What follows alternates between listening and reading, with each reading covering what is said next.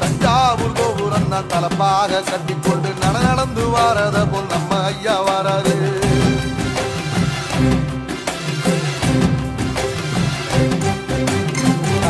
கொடுத்தது என்ன சீதக்காரி இறந்தது என்ன ஐயா உசுறு வர அள்ளி அள்ளி தருவாரு.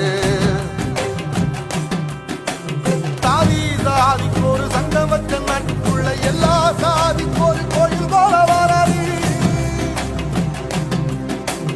இல்லை என்பதையே இல்லாம செஞ்சவர் தென்பாண்டி கேரளா தெருமேல வராது.